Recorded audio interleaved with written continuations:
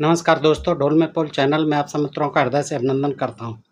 दोस्तों, जैसा कि आप तमाम मित्रों ने जानना चाहा है कि गणेश जी के बारे में हमने तमाम कथाएं सुनी हैं कि उनका जन्म जो है कहीं मैल से हुआ है, कहीं गोबर से हुआ है, कहीं शिव जी स्वयं बने हैं, कहीं कृष्ण से हुआ है, कृष्ण जी बने हैं, यानी कई तरह की ये कथाएं हमने सुनी हैं। क्या ये सच है? तो दोस्तों, आपकी जिज्ञासा को शांत करने के लिए आज मैंने प्रयास किया और विभिन्न पुराणों से ये जानकारी आपके समक्ष में रखता हूँ, जो कि बहुत इम्पोर्टेंट है दोस्तों। और इससे ज्ञात होता है कि इन पुराणों में गणेश के जन्म को लेकर तमाम गपोड़े छोड़े गए हैं, वैसे ही जैसे कि अन्य देवी देवताओं के जन्म को लेकर छोड़े गए हैं दोस्तों। गणेश के मैल से पैदा हुए, पार्वती के मैल से पैदा हुए जन्म की कहानी तो प्राय लोगों ने सुनी है, लेकिन अन्य जो कहानी है जैसे गोबर गणेश की कहानी है और अन्य कहानी है, वो मैं आज आपके समक्ष देखिए कई पुराणों से रखता हूँ। जैसे ये पद्म पुराण है, श्री लिंग महापुराण है, संक्षिप्त शिव पुराण है, ब्रह्म वैवर्त पुराण है, स्कंद पुराण है दोस्तों, और फिर एक आरती चालीसा है जिसे मैं नेट से जो है बताऊँगा। तो दोस्तों, आइए देखते हैं पहले पद्म पुराण से। बड़े बड़े प्रसंग हैं दोस्तों, लेकिन मैं चाहूँगा कि संक्षिप्त में ही आपको कम से कम जो है समय में ज़्यादा से ज़्यादा जानकारी दे सकूं दोस्तों। तो आइए देखते हैं, सुनते हैं दोस्तों, जानते हैं कि पुलस्त जी कहते हैं, ये पद्म पुराण है सृष्टि खंड, कि तदनंतर भगवान शंकर पार्वती देवी के साथ नगर के रमणीय उद्यानों और एकांत वन में विहार करने लगे। शादी के बाद देवी के प्रति उनके हृदय में बड़ा अनुराग था।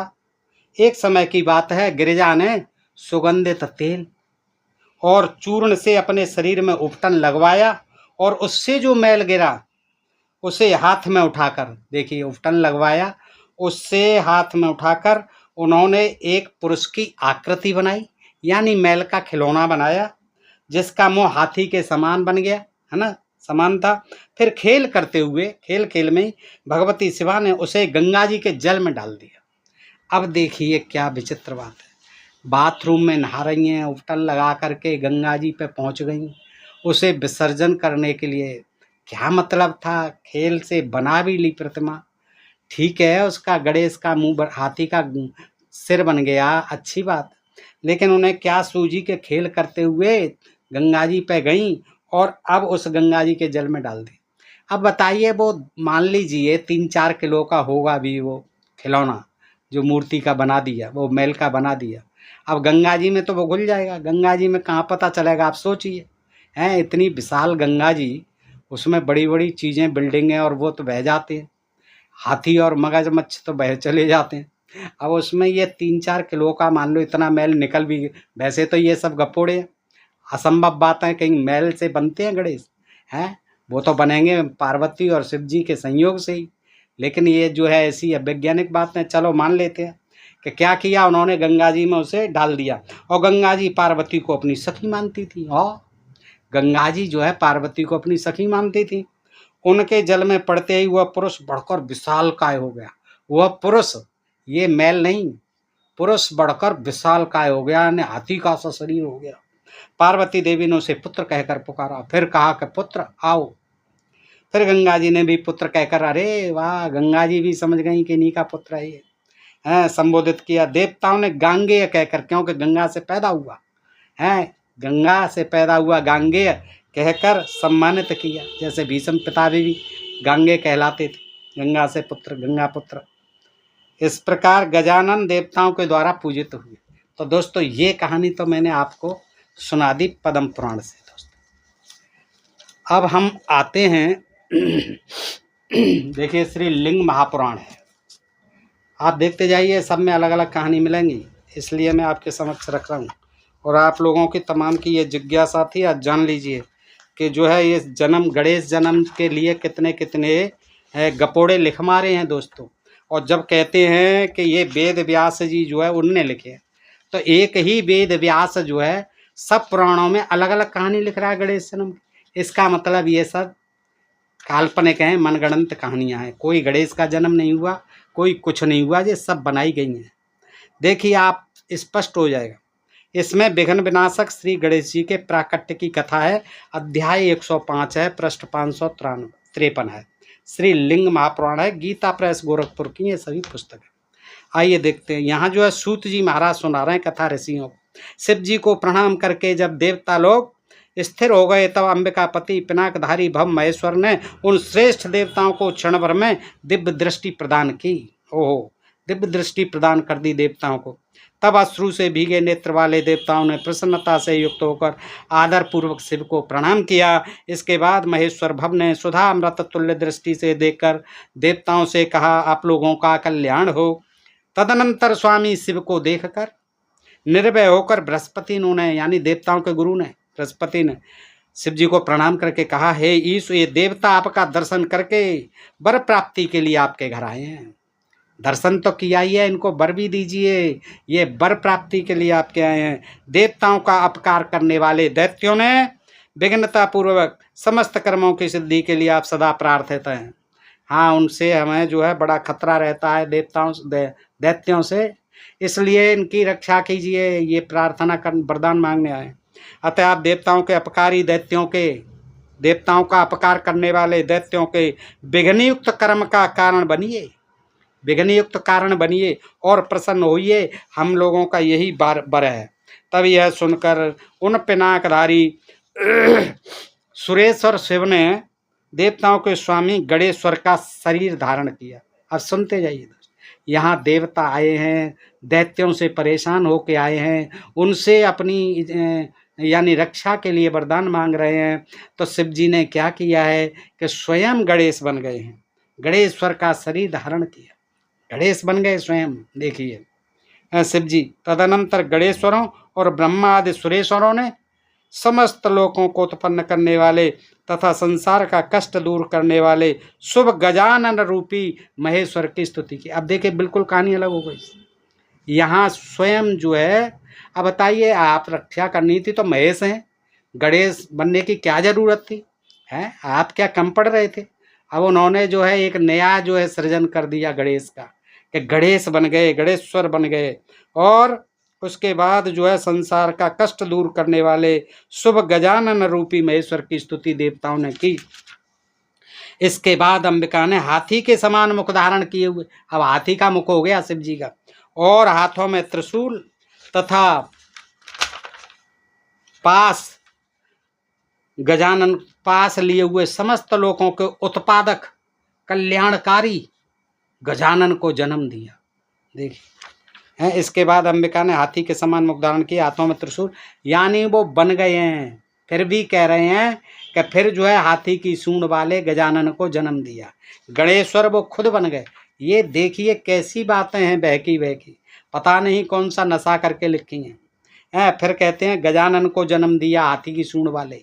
अरे हाथी की सूंड वाले को क्यों दिया? आदमी के मुख वाले को देना चाहिए। आप तो जगत माता हैं पार्वती जी, आपने ये घनचप्पा बच्चा कैसे पैदा कर दिया? और उधर वो जो है गणेश वो बनी गए थे शिव, तो फिर आपको गणेश बनने की क्या जरूरत थी?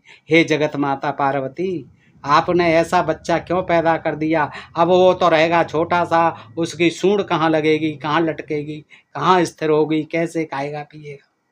अभी ये जो है देखिए दोस्तों, यहाँ कोई कटाकुटी का मैल का कोई चक्कर नहीं है। तो ये जो है क्या हुआ, उस समय सिद्धों, मुनियों, आकाशचारियों और देवताओं ने फूलों की वर्षा की।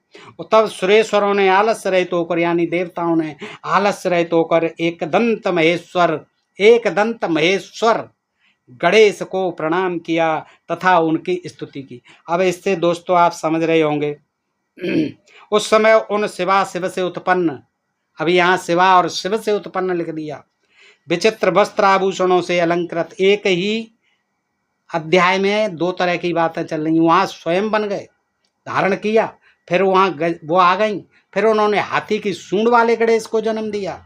अब क्या है, उस समय उन शिवा शिव से उत्पन्न दिखा दिया, दोनों से, विचित्र वस्त्र आभूषणों से अलंकृत और सभी मंगलों का आलय महेश्वर पुत्र वह बालक गजानन मूर्तिमान सुंदर भैरव की भांति स्थिर होकर पिता शिव तथा माता की वंदना करके नृत्य करने लगा, नाचने लगा। उत्पन्न हुए पुत्र को देखकर भगवान सर्वेश्वर भवने गजानन के लिए सभी जात कर्म आदि संस्कारों को स्वयं किया। इसके बाद जगद्गुरु महादेव स्वयं ने अपने परम सुखदायक हाथों से उसे उठाकर आलिंगन करके तथा उसके सिर को सूंघकर कहा, हे मेरे पुत्र, तुम्हारा अवतार दैत्यों के विनाश के लिए, दैत्यों से जन्म जात दुश्मनी तीन देवताओं की, और देखिए कैसे कैसे अवतार धारण करने पड़ते थे, और दैत्य थे कितने बलवान, वो कोई चक्कर में नहीं रहते थे, उन्हें किसी की जरूरत नहीं थी, वो अपने बलवान थे, ताकतवर थे, और उनको जो है भगाते रहते थे इंद्रलोक से। तो देखिए क्या कह रहे हैं, हे मेरे पुत्र, तुम्हारा अवतार दैत्यों के विनाश के लिए। अब इतने बच्चा पैदा हुआ है, आपने अब तक क्यों पन पाए वो जो है शिव जी, आपने अब तक क्यों नहीं मारा है? ये बच्चे को अभी से कह रहे हैं कि तुम्हारा जन्म जो है मैंने दैत्यों के विनाश के लिए, देवताओं और ब्रह्मवादी द्विजों के उपकार के लिए किया है। काहे के लिए? द्विजों के लिए, ब्राह्मणों के हैं उपकारी। ऐसे नहीं, देवताओं के साथ ब्राह्मण भी तो रहते थे। यहाँ के देवता ब्राह्मण, वहाँ के देवता स्वर्ग के वो देवता सुर। तो यहाँ जो है ये बता दिया उन्होंने कि तुम्हारा जन्म जो है गणेश ऐसे नहीं हुआ है, दैत्यों को मारना है, और तुम्हें देवताओं और ब्रह्मवादी जो ब्राह्मणवादी हैं, ब्रह्मवादी यानी ब्रह्मावादी, ब्राह्मणवादी ब्राह्मण हैं, उनके उपकार के लिए हुआ है, उनका कल्याण करना, और इन अनार्य दैत्यों को, आदिवासी जनजातियों को मारते रहना, इनको जो है बिल्कुल पनपने मन देना, जिससे पृथ्वी तल पर दक्षिणाविहीन, जिसने पृथ्वी तल पर दक्षिणाविहीन यानी ब्राह्मणों को दक्षिणा नहीं दी है, तुम स्वर्ग पथ में स्थित रहते हो, उसके धर्म में विघ्न डालो। देखो धर्म में भी विघ्न डालो, यानी धर्म का काम कर रहा है, कोई यज्ञ कर रहा है, लेकिन उसकी गलती इतनी है कि वो दक्षिणा नहीं दे रहा है ब्राह्मणों, तो फिर उसे कह दिया विघ्न विनाशक। हाँ, उसकी उनके ब्राह्मणों की दक्षिणा में विघ्न डाल रहा है, दे नहीं रहा है, तो उसके यज्ञ का विध्वंस करो, ये अधर्म कर रहा है, उसके उस धर्म का विघ्न डालो, नाश करो। इस पृथ्वी तल पर जो अन्यायपूर्वक अध्ययन, अध्यापन, व्याख्यान और अन्य कर्म करता हो, उसके प्राणों को तुम सदा हरते रहो। अरे जका में तो आप ही कर सकते थे शिव जी महाराज, ये बच्चा पैदा हुआ है अभी, पता नहीं सूंड वूंड का सा मुंह है, उससे कह रहे हैं कि जो अन्यायपूर्वक अध्ययन करते हैं, पढ़ते हैं, देखिए अध्यापन करते हैं, जो शूद्रों को नहीं पढ़ाएं, शूद्र पढ़ नहीं पाएं, अध्यापन, व्याख्यान, जो उपदेश देते हैं, कथा भागवत में व्याख्यान देते हैं, प्रवचन करते हैं, और जो ऐसे धार्मिक कार्य करते हैं, उनके प्राणों को तुम सदा हरते रहो मेरे बच्चे। ये गणेश जी से कह रहे हैं। देखिए अभी पैदा हुए, कर लिए जन कैसे कैसे पैदा हुए। हे नरश्रेष्ठ, हे प्रभु, वर्ण से च्युत, सुनते जाइए, वर्ण से च्युत यानी ब्राह्मण से ब्राह्मण च्युत, क्षत्रिय वर्ण, वैश्य वर्ण, शूद्र वर्ण यानी उनकी मर्यादा का पालन करने वाले जो वर्ण से च्युत हैं और अपने धर्म से रहते हैं, इनको नहीं मानते, यज्ञ हवन आदि को, ब्राह्मणों को दान दक्षिणा नहीं देते, ये धर्म से रहित पुरुषों एवं स्त्रियों के प्राणों को हर लो। देखो हरने की बात भगवान करते हैं। अबे भाई आपको क्या मतलब है, आपके लिए तो सब एक समान है, क्या ब्राह्मण, क्या क्षत्रिय, क्या वैश्य, क्या शूद्र, क्या यज्ञ करने वाले, क्या न करने वाले, क्या पढ़ने वाले, क्या न पढ़ाने वाले, क्या न दान देने वाले, क्या न लेने वाले। अरे आपको तो सब, ये इसमें कौन सा धर्म हो रहा है, कोई किसी को मार रहा है क्या कोई काट रहा है?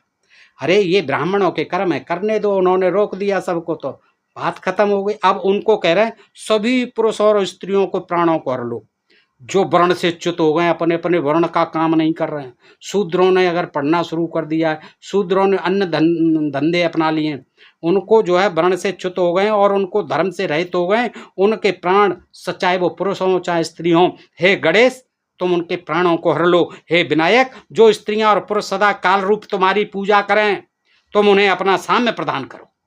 तुम्हें काल मान करके, शत्रुओं का काल मान करके तुम्हें जो पूजें, उनको जो है आप दयादान करो, उनके ऊपर कृपा करो। हे बाल गणेश्वर, बालक गणेश, तुम इस लोक तथा परलोक में पूजित होकर युवा और वृद्ध भक्तों की रक्षा संपूर्ण प्रयत्न से करो। तुम तीनों लोकों में सर्व विघ्न गणेश्वर के रूप में पूजनीय और वंदनीय होओगे, इसमें संशय नहीं है। हे पुत्र, जो विप्र, जो ब्राह्मण मेरी, विष्णु की तथा ब्रह्मा की पूजा करते हैं अथवा अग्निष्टोम आदि यज्ञों के द्वारा यजन करते हैं, उन ब्राह्मणों के द्वारा भी सबसे पहले तुम पूज्य होगे। हाँ, और क्यों नहीं पूज्य होंगे? जब मेरी, तुम्हारे पिताजी की, ब्रह्मा जी की, विष्णु जी की, उनकी पूजा करेंगे, आपकी भी पूजा करेंगे, तो वो ब्राह्मण तुम्हारे, वो ब्राह्मणों के द्वारा भी तुम सबसे पहले पूज्य होगे। इसीलिए करते हैं वो पूजा। जो तुम्हारी पूजा न करके जो कल्याण के लिए स्रोत स्मृत लौकिक कर्म करेगा, उसका अमंगल के रूप में परिवर्तित हो जाएगा। हे गजानन, तुम समस्त कार्यों की सिद्धि के लिए ब्राह्मणों, क्षत्रियों, वैश्यों और शूद्रों के द्वारा शुभ भक्ष भोज्य आदि से भलीभांति पूजा के योग्य होगे। गंध पुष्प धूप आदि से तुम्हारी पूजा किए बिना तीनों लोकों में कहीं भी देवताओं तथा अन्य लोकों से भी कुछ प्राप्त नहीं हो सकता है।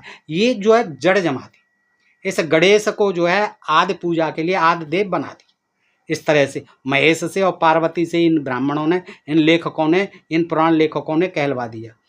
तभी से ये जनमानस के बीच में ये कथा कहानियां प्रचलित हुए। पूजो गणेश को, जय गणेश, जय गणेश, जय गणेश देवा, माता तेरी पार्वती, पिता महा। यहाँ तो स्वयं गणेश जी बन गए। और अभी आप देखते जाइए तो देखिए, तुम्हारी पूजा न करके जो कल्याण के लिए सौत स्मार्थ लौकिक कर्म करेगा, उसका मंगल अमंगल के रूप में परिवर्तित हो जाएगा। हे गजानन, तुम समस्त कार्यों की सिद्धि के लिए ब्राह्मणों, क्षत्रियों, वैश्यों और शूद्रों के द्वारा शुभ भक्ष भोज्य आदि से भली भांति पूजा के योग्य होगे। तो दोस्तों, इस तरह से इसमें से मैंने श्रीलिंग महापुराण से आपको सुनाया। अब आते हैं शिव महापुराण है दोस्तों। ये शिव संक्षिप्त शिव पुराण है, गीता प्रेस गोरखपुर। इससे आते हैं और देख लेते हैं। इसमें जो है शिवा का अपनी मैल से गणेश को उत्पन्न करके द्वारपाल पद पर नियुक्त करना।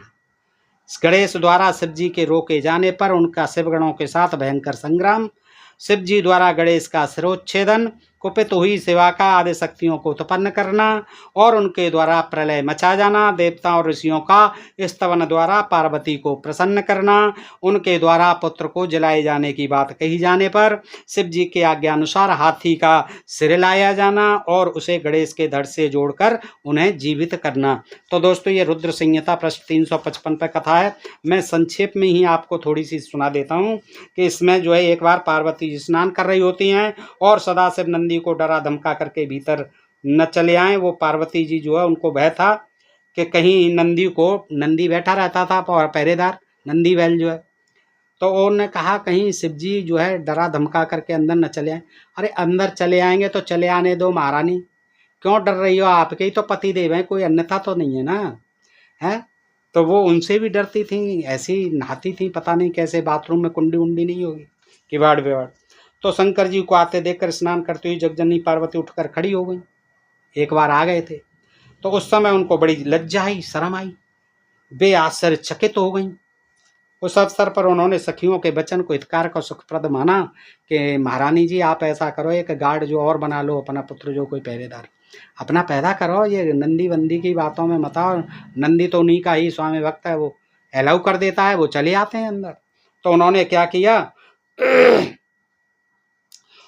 क्या किया कि पार्वती देवी ने अपने शरीर की मैल से एक ऐसे चेतन पुरुष का निर्माण किया। देखो, मैल से भी एक चेतन पुरुष का निर्माण कर दिया जो संपूर्ण शुभ लक्षणों से संयुक्त था। उसके सभी अंग सुंदर एवं दोष रहित थे। उसका वह शरीर विशाल, परम शोभायमान और महान बल पराक्रम से संपन्न था। देवी ने उसे अनेक प्रकार के वस्त्र, नाना प्रकार के आभूषण और बहुत सा उत्तम आशीर्वाद देकर कहा, देखिए बना भी लिया, उत्तम आभूषण भी बना लिए, पहना दिए, और फिर उससे कहा कि तुम मेरे पुत्र हो, मेरे अपने ही हो, तुम्हारे समान प्यारा मेरा यहाँ कोई दूसरा नहीं है।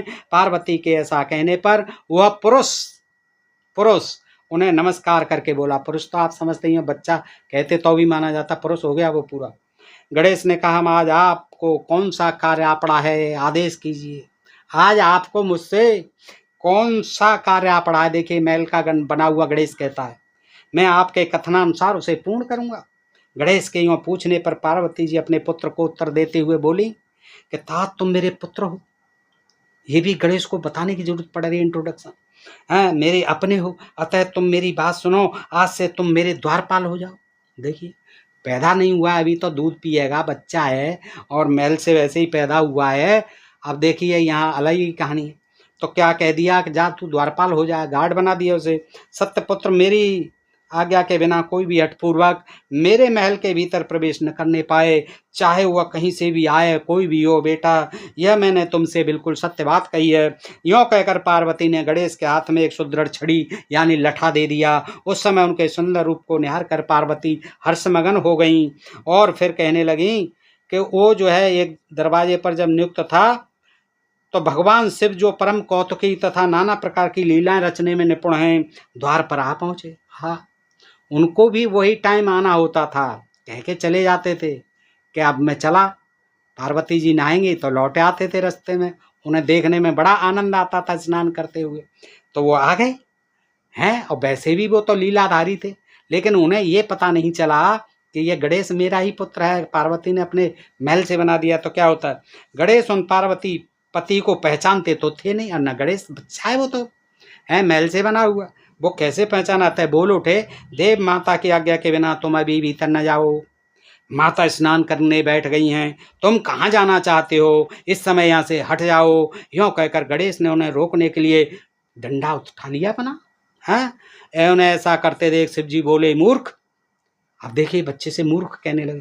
अरे बच्चा है, दूध में है, समझते हंसते। मूर्ख तू किसे रोक रहा है? अरे दुर्बुद्धे, क्या तू मुझे नहीं जानता है? मैं शिव के अतिरिक्त और कोई नहीं हूँ। अरे वो बच्चा है, वो क्या जानता है महाराज, आप खुद नहीं जानते हैं। आप तो 3 लोकों के भगवान हैं, आप खुद नहीं जानते हैं कि ये कौन है। फिर महेश्वर के गण उसे समझाकर हटाने के लिए वहां आए और गणेश से बोले, सुनो, हम मुख्य शिवगण ही द्वारपाल हैं और सर्वव्यापी भगवान शंकर की आज्ञा से तुम्हें हटाने के लिए यहाँ आए हैं। अब क्या होता है कि शिव जी को जो है फिर गुस्सा आता है। शिव जी पहुँचते हैं कि गणों, यह कौन है जो इतना उच्छृंखल होकर शत्रु की भांति बक रहा है। इस नवीन द्वारपाल को, नए द्वारपाल को, क्योंकि मेरा पुराना द्वारपाल बैठा हुआ रहता है नंदी, अब ये नया द्वारपाल कौन है, इसे भगाओ। तुम लोग नपुंसक की तरह खड़े हो और ये बकबक कर रहा है? उसका वृतांत मुझे क्यों सुना रहे हो? विचित्र लीला रचने वाले अपने स्वामी शंकर के यों कहने पर वे गण पुनः वहीं लौट आए। तदनंतर गणेश द्वारा पुनः रोके जाने पर शिव जी ने गणों को आज्ञा दी कि तुम पता लगाओ यह कौन है और क्यों ऐसा कर रहा है। सब गण भगा दिए। फिर शिव जी ने कहा कि पता लगाओ ये कौन है। गणों ने पता लगाकर बताया कि ये श्री गिरिजा के पुत्र हैं। अब देखिए, शिव जी को कुछ पता नहीं था, वैसे कहते हैं अंतर्यामी भगवान थे। तो गणों ने जाके पता लगाया, पूछा पार्वती जी से, तो पार्वती जी ने कहा कि ये तो गिरिजा के पुत्र हैं तथा द्वारपाल के रूप में बैठे हैं। किसी ने बता दिया होगा, सखी ने। तब लीला रूप शंकर ने विचित्र लीला करनी चाहिए, तब अपने गणों का गर्व भी गलित करना चाहा। इसलिए गणों को तथा देवताओं को बुलाकर गणेश जी से भीषण युद्ध करवाया। जाओ लड़ो इससे, भीषण युद्ध करो। सारी सेना बुला ली गणों की, पर वे कोई भी गणेश को पराजित न कर सके। क्यों करा देंगे, महल से बना हुआ था पार्वती के से। तब स्वयं शूलपाणी महेश्वर आए, अब मैं देखूंगा ऐसे, हैं, त्रिशूल लेकर के आए। गणेश जी ने माता के चरणों का स्मरण किया, माता के चरणों का स्मरण किया। तब शक्ति इन्होंने बल प्रदान किया, अंदर से ही नहा रही थी, बल प्रदान कर दिया। चिंता मत करो बेटा। सभी देवता शिव जी के पक्ष में आ गए, देवता भी उतर आए सब। अब ये कौन है भाई, शिव जी पर आपत्ति आ गई, गणे लड़ रहे हैं, देवता भी आ गए स्वर्ग से उतर करके। अब जो है क्या हुआ, अंततोगत्ता स्वयं शूलपाणी महेश्वर ने आकर त्रिशूल से गणेश जी का सिर काट दिया। जब यह समाचार पार्वती जी को मिला, वो नहाने में लगी हुई थी, यहाँ सब खेल हो गया, लड़ाई हो गई, युद्ध हो गया, और गणेश का सिर काट दिया शिव जी। तब वे क्रुद्ध हो गई और बहुत सी शक्तियों को उत्पन्न करके उन्होंने बिना विचारे उन्हें प्रलय करने की आज्ञा दे दी। उन्हें भी अपनी शक्ति पैदा कर, प्रलय मचा दो चारों तरफ। ये क्या कर दिया फिर तो। अब उन्हें भी पता नहीं था कि ये शिव जी ने काट डाला, उन्हें भी कुछ बाहर का पता नहीं था। शक्तियों के द्वारा प्रलय मचाई जाने लगी। उन शक्तियों का वह जाजलमान तेज सभी दिशाओं को दग्ध सा किए डालता था। उसे देखकर वे सभी शिवगण भयभीत हो गए और भागकर दूर जा खड़े हुए। अब क्या होता है कि सब देवता आ गए, तो देवता जो है क्या करने लगे कि वो कहने लगे कि तुम कहीं जाइए। देवताओं से कह दिया कि हाथी के सिर को संयुक्त कर देने के पश्चात काट के लाना है। देखिए, अभी श्रृंगार होना चाहता है। ऋषियों ने कहा था क्षमा करो अंबिके, तुम्हारे स्वामी शिव भी तो यहीं स्थित हैं। तो ब्रह्मा जी कहते हैं, दीन भाव से व्याकुल हाथ जोड़कर चंडिका के सम्मुख देवता खड़े हो गए। उनका ऐसा कथन सुनकर चंडिका प्रसन्न हो गई। ऋषियों, देवी ने कहा जब कि प्रलय तो रुक सकती है, लेकिन एक काम करो ऋषियों और देवताओं, कि मेरा पुत्र जीवित हो जाए और वह तुम लोगों के मध्य पूजनीय मान लिया जाए। हाँ, सबसे पहले उसी की पूजा हो और जीवित हो जाए तो संहार नहीं होगा, तो प्रलय रोक दूंगी मैं। जब तुम लोग उसे सर्वाध्यक्ष, सबका अध्यक्ष, चेयरमैन बना दोगे, प्रेसिडेंट बना दोगे, अध्यक्ष देवताओं का प्रदान कर दोगे, तभी लोक में शांति हो सकती है, अन्यथा तुम्हें सुख प्राप्त नहीं होगा। पार्वती की ओर कहने पर सभी ऋषियों ने देवताओं के पास आकर सारा वृतांत कह सुनाया। उसे सुनकर इंद्र आदि सभी देवताओं के चेहरे पर उदासी छा गई। वे शंकर जी के पास गए और हाथ जोड़कर उनके चरणों में नमस्कार करके सारा समाचार निवेदन कर दिया। देवताओं का कथन सुनकर शिव जी ने कहा, ठीक है, जिस प्रकार सारी त्रिलोकी को सुख मिल सके वही करना चाहिए। अतः अब उत्तर दिशा की ओर जाना चाहिए और जो जीव पहले मिले उत्तर दिशा की ओर जाइए, और जो जीव पहले मिले उसका सिर काट कर ले आइए, उस बालक के शरीर पर जोड़ दीजिए। ब्रह्मा जी कहते हैं, तदनंतर शिव जी की आज्ञा का पालन करने वाले उन देवताओं ने वो सारा कार्य संपन्न किया। उन्होंने शिष्य शरीर को धो पहुँच कर विधिवत उसकी पूजा की। सब पागल थे हैं भाई, वो कटा हुआ सिर रखा है उसी को जोड़ दो, सिर जानवर का सिर क्यों मंगा रहे हो हैं? जो जीव पहले मिले, अब जीव जो पहले मिले उसका सिर लिया, अरे उसी का सिर जोड़ दो ना, क्या दिक्कत है? हाथी का जोड़ोगे वो तो और टिपिकल हो जाएगा, बड़ा हो जाएगा, कैसे आएगा उसके 3-4 किलो के बच्चे पर? तो वो कह रहे हैं उसको जो है क्या है देवताओं ने क्या किया, सारे शिशु शरीर को धो पहुँच कर विधिवत उसकी पूजा की। बताए, कटे हुए की पूजा कर रहे हैं। फिर वे उत्तर दिशा की ओर गए। वहां उन्हें पहले एक दांत वाला एक हाथी मिला। उन्होंने उसका सिर लाकर उसके शरीर पर जोड़ दिया, उसका सिर काट लाया थी। देखिए, हाथी के उस सिर को संयुक्त कर देने के पश्चात सभी देवताओं ने भगवान शिव आदि को प्रणाम करके कहा कि हम लोगों ने अपना काम पूरा कर दिया, अब जो करना शेष है उसे आप लोग पूर्ण करें। तो दोस्तों, इस तरह से आपने ये देखी, ये जो है शिव पुराण रुद्र संहिता। अब चलते हैं दोस्तों, देखिए कितनी विचित्र कहानियाँ हैं। बेचारे गणेश जी भगवान जो है हमारे कैसे कैसे कष्टों से पैदा हुए हैं, पता ही नहीं पड़ रहा है किसने पैदा किए, कब पैदा किए। अब दोस्तों देखिए, इसमें देख लेते हैं, ये है गणपति खंड, ये है ब्रह्म वैवर्त पुराण, गीता प्रेस गोरखपुर। तो दोस्तों इसमें है पार्वती जी पुत्र कामना के लिए तपस्या कर रही हैं। उन्हें बड़ी चिंता हो रही है कि बिना पुत्र के जो है ये श्राद्ध वगैरह कौन करता है, ये सब कोई चिंता रहती थी उस समय। तो इस बीच आकाशवाणी हो जाती है, जिसे शोक से आतुर और विकलता से युक्त दुर्गा ने सुना, पार्वती ने सुना आकाशवाणी को। आकाशवाणी ने कहा, जगत माता शांत हो जाओ, मंदिर में अपने पुत्र की ओर दृष्टिपात करो, मंदिर की ओर देखो ना, वहां लेटा हुआ है तुम्हारा पुत्र जो है, वह साक्षात गोलोकाधिपति पर पूर्णतम परात्पर श्री कृष्ण है। ये श्री कृष्ण जी वहाँ लेटे हुए हैं गणेश बन करके, और सुपुण्यक व्रत रूपी वृक्ष का संतान फल है। और मंदिर में विराजमान अपने उस पुत्र की ओर तो दृष्टि डालो, प्रत्येक कल्प में तुम जिस सनातन ज्योति रूप का ध्यान करती हो वही तुम्हारा पुत्र है। तब उस आकाशवाणी को सुनकर सती पार्वती भयभीत हो अपने महल में गईं। देखिए, महल में गईं और वहाँ उन्होंने पलंग पर सोए हुए बालक को देखा।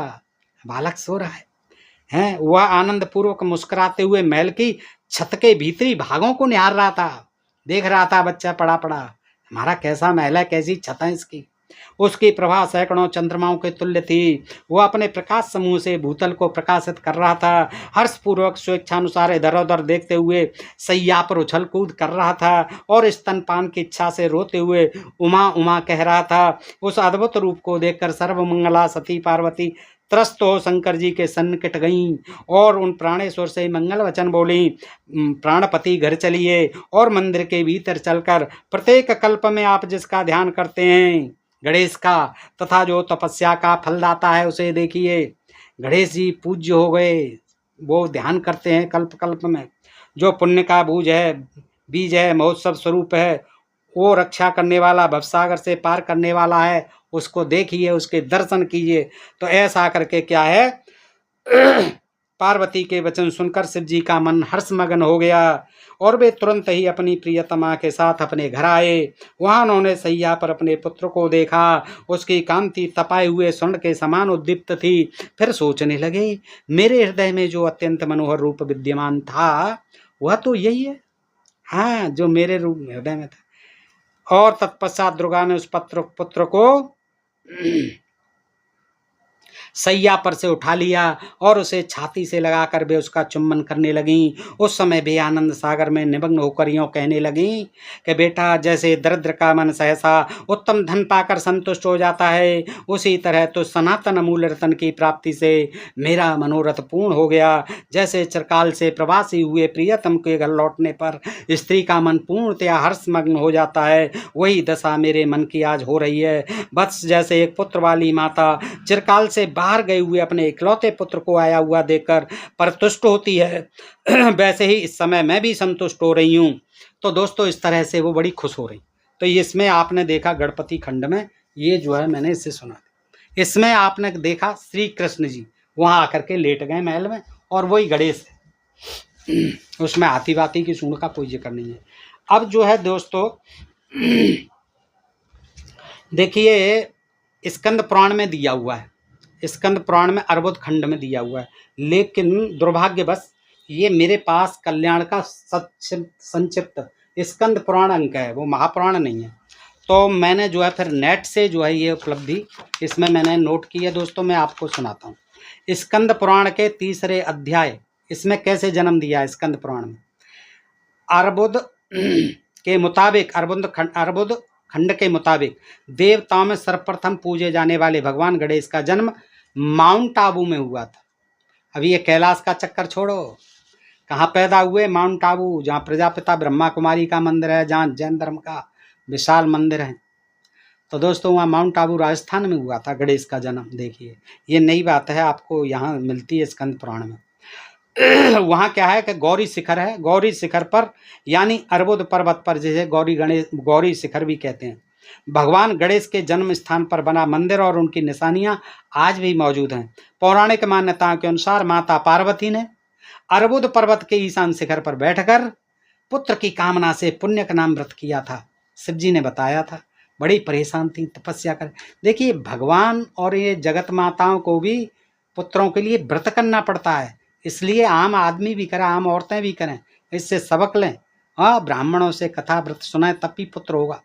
पति की कोई जरूरत नहीं है। शिव जी की क्या, शिव जी भगवान थे तो भी पुत्र नहीं पैदा कर सके।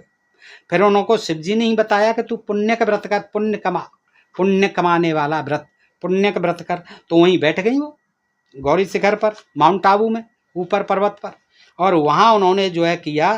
फिर जो है गणेश की जन्म होता है। भगवान शंकर ने पार्वती को पुण्य व्रत करने को कहा। इसके बाद गणेश का जन्म गोबर से हुआ। देखिए, यहाँ गोबर से कर दिया, अच्छा वरदान, अच्छा पुण्य का व्रत किया, गोबर से पैदा हुआ, माता पार्वती से नहीं पैदा हुआ। यहाँ जो है गणेश का जन्म गोबर से हुआ, तभी तो गोबर गणेश कहते हैं, आपने सुना होगा। और किसी आदमी जो बिल्कुल सुस्त शास्त भौंदू सा होता है, उसको कहते हैं तू तो यार निरा गोबर गणेश है ना। तो आपने सुना होगा ये जो है का मुहावरा, गोबर गणेश। तो दोस्तों, इस तरह से जो है ये गोबर गणेश का जन्म हुआ है। आपने देखा उनके जन्म के समय 33 करोड़, ये कहते हैं 33 कोट हैं, ये पुराणों में ही 33 करोड़ देवी देवता बताएं। कहते हैं 33 करोड़ नहीं थे, 33 कोट। हमें कमेंट करके कहते 33 कोट थे। कोट कहते हैं वर्ग, कैटेगरी है, ये हम भी जानते हैं भाई, लेकिन ये 33 करोड़ ही गाए गए हैं। और स्कंद पुराण में क्या, सभी पुराणों में 33 करोड़ हैं। तो यहाँ भी लिखा हुआ उनके जन्म के समय 33 करोड़ देवी देवताओं के साथ भगवान शंकर ने अर्बुद कारण्य यानी अर्बुद वन, अर्बुद कारण्य की परिक्रमा की। खुश हो गए कि गोबर से पैदा हो गया गणेश हैं। और उन्होंने, शंकर जी ने भी उसके साथ परिक्रमा की, फिर अर्बुदारण्य की। ऋषि मुनियों ने देव देवताओं के सहयोग से गोबर गणेश की प्रतिमा स्थापित की, गोबर गणेश की प्रतिमा बनाई।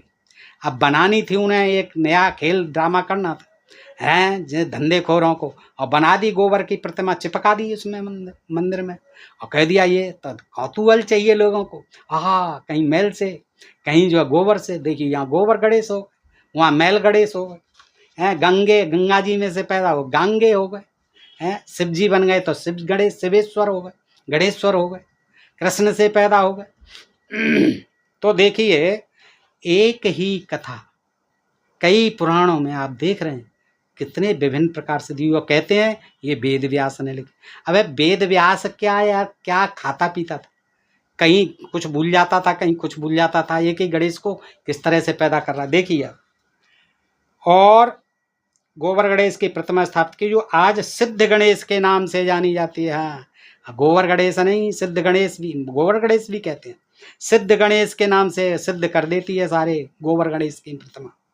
गोबर गणेश मंदिर को लंबोदर मंदिर क्या क्या कहते हैं, लंबोदर गणेश को भी तो लंबोदर कहते हैं, लंबा उदर है जिसका, लंबोदर। सिद्धि विनायक मंदिर गोबर गणेश मंदिर या फिर सिद्धि गणेश मंदिर के नाम से जाना जाता है। गोबर से बनी हुई भगवान गणेश की ये प्रतिमा पूरी दुनिया में इकलौती है। यह प्रतिमा 4500 साल पुरानी है। देखिए गोबर की प्रतिमा। अरे गोबर कहाँ इतना चलता है, कोई पत्थर या धातु थोड़ी है। अब उस पर लीपापोती करते रहते होंगे। एक मंदिर है वहीं यहाँ माउंट आबू में गौरी गणेश, और उसमें 200 सीढ़ियाँ बताई जाती हैं।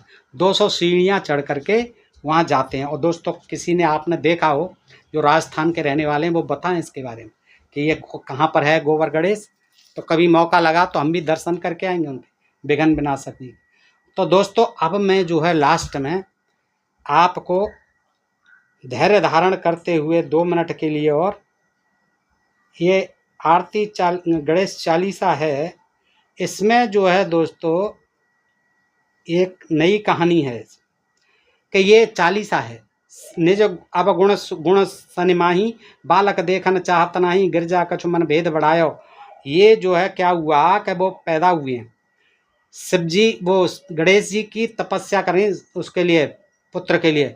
तो गिरजा कुछ में उत्सव मोरन सन तुम भायो, यानी वो पैदा हुए हैं। यज्ञ भयो जब पूर्ण अनुपा तब पहुँचो तुम धरद्विज रूपा। यज्ञ किया उन्होंने, तपस्या की पार्वती ने पुत्र प्राप्ति के लिए। तो क्या हुआ कि जब यज्ञ पूर्ण हुआ तब पहुँचो तुम धरे द्विज रूपा। गणेश जी तब ब्राह्मण का रूप धर करके वहाँ अवतरित हुए, प्रकट हुए। अतिथि जान के गौर सुखारी, अतिथि जाना गौरी नहीं पहचान पाई कि ये मेरा पुत्र बा गया ब्राह्मण के वेश में। ब्राह्मण बन के ही आते थे सब। अतिथि जान के गौर सुखारी, बहुविध सेवा करी तुम्हारी। गणेश जी महाराज अति प्रसन्न है, तुम वर दीना, तुम खुश हो गए। माता को वर दिया, माँ तो पुत्र हित जो तप कीना। तुमने पुत्र के लिए, पुत्र प्राप्ति के लिए जो तप किया है, मिल हे पुत्र तो हे बुद्धि विशाला। महाबुद्धिमान मिलेगा। बिना गर्भ धारण यही काला, बिना गर्भ धारण किए, कोई गर्भ धारण करने की जरूरत नहीं है। ब्राह्मण कह रहा है, ब्राह्मण बना हुआ है, वो कहता है कि गणनायक गुण ज्ञान निधाना पूजित प्रथम रूप भगवान। अस कही अंतर ध्यान रूप हुए और पलना पर बालक स्वरूप। अंतर ध्यान हो गया ब्राह्मण, इधर पलना में गणेश जी पैदा हो गए। और बन शिशु रुदन जबई तुम अठाना, लखे मुख सुख नहीं गौर समाना। सकल मगन सुख मंगल गावें, नभते सुमन सुरन बरसावहें। शंभु उमा बहुदान लुटावहें। बहुत सा दान करने लगे शिव शंकर जी, पार्वती जी। सुर मुनि जन सुत देखन आवहें, लखे अति आनंद मंगल साजा। देखन भी आए शनि राजा, शनि राज भी देखने आए। सब देवता आ रहे थे, उन्होंने कहा मैं भी देखता हूँ पार्वती शिव का कैसा पुत्र पैदा हुआ है। तो निज अब गुण शनि मन माही, बालक देखन चाहत नहीं। पार्वती जी कहने लगी कि तुमको मेरा पुत्र जो अच्छा नहीं लग रहा है, इसीलिए तुम देखना नहीं चाह रहे हो। सब दर्शन कर करके जा रहे हैं, तुम दूर दूर बैठे हुए हो। तो गिर जा कछु मन भेद बढ़ायो, उत्सव मोरन सन तुमको मेरा ये उत्सव शनिदेव भाया नहीं। कहने लगे सन मन सकुचाही, का करे हो शिशु मोहि दिखाई। क्या करूं, मुझे दिखाओ, नहीं मानती हो तो। शनि जो है सचाते हुए बोले, नहीं विश्वास उमा कर भयऊ, सन सो बालक देखन कहो। तो उन्होंने कहा कि देख लीजिए भाई, आप देख लीजिए, कोई बात नहीं है। तो पड़त है सन द्रग कोण प्रकाशा, बालक सिर उड़ गयो आकाश। यानी जैसे ही शनि की दृष्टि पड़ी गणेश पर, अब देखिए इसी से डराते, शनि की बुरी दृष्टि है, कुदृष्टि है। लोग घबरा जाते हैं कि भाई उसकी जो है बुरी दृष्टि गणेश पर पड़ी थी, बच्चे पर, तो सिर कट करके आकाश को उड़ गया था। तो इससे कहते हैं, इससे डरो, शनि से डरो, ये नया देवता पैदा कर दिया है। हैं तेल चढ़ाते हैं उस पर, जो है काला पत्थर बना लेते हैं, कहीं भी काला पत्थर, कोई उसके हाथ पैर कुछ नहीं होते हैं, तमाम तेल चढ़ता है। तो ये शनि था, विकट था कि देखिए शिव और पार्वती का पुत्र गणेश बेचारा जो है बड़े उससे खुशी से दिखला रही है पार्वती, और उसने जैसे ही कुदृष्टि डाली अपनी, सोई उसका आकाश में सिर उड़ गया गणेश का। गिर जा गिरी बिकुल है धरणी, अब क्या करेगी, विकल होके धरणी तो गिरना ही था पार्वती को।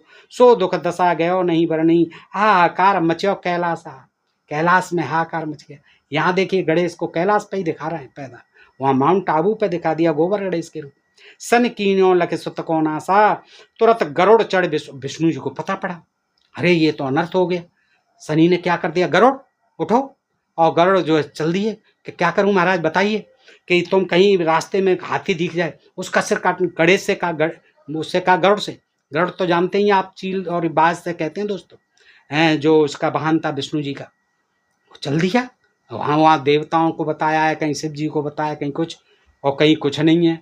तो दोस्तों ये जो इस तरह से है, तो गरुड़ जी चल दिए, तुरंत गरुड़ चढ़ विष्णु सिधाए, काट चक्र सो गज सिर लाए। ओहो, तुरंत गरुड़ चढ़ विष्णु जी गरुड़ पर चढ़ कर आते हैं और हाथी का सिर काट करके लाते हैं। बालक के धड़ ऊपर धार्यो, प्राण मंत्र पढ़ शंकर डार्यो। ओहो, शिव शंकर जी विष्णु जी काट के लाए, ऊपर रख दिया, बस उसके बाद शंकर जी ने उस पर मंत्र पढ़ दिया और बालक को जिंदा कर दिया। नाम गणेश शंभु तब दीने, गणेश यानी गढ़, हाथी का सिर। नाम गणेश शंभु तब कीने, प्रथम पूज्य बुद्ध वर निधिवत दीने, के प्रथम पूज्य होंगे आप देवता में, आदि देव। और इस तरह से शिवनी जी ने और सबने देवताओं ने आशीर्वाद। तो दोस्तों ये देखिए आरती उसमें गणेश चालीसा में इस तरह की कहानी। तो इस तरह से मैंने आज दोस्तों प्रयास किया कि संक्षेप में ही मैं जितने मेरे पास प्रमाण उपलब्ध थे, जितने ग्रंथों में थे, कोशिश की है कि आप समझ पाएँ दोस्तों। और मैं समझता हूँ कि आपको सम्यक जानकारी तो मिली होगी। अगर आपको अच्छी लगी हो तो कमेंट करके बताना, और आप ऐसे ही कोई और वीडियो देखना चाहें, ऐसे ही प्रसंग, तो बताती या करो, आप जो है मुझे आदेश दिया करें दोस्तों। मैं आपके सामने ऐसी जिज्ञासा भरी जानकारी लाता रहूँगा दोस्तों। आज के लिए इतना ही। आप अपने प्रिय चैनल ढोल में पोल को सब्सक्राइब करते रहें। आप सबका हृदय से आभार, नमस्कार, जय भारत, जय इंडिया दोस्तों।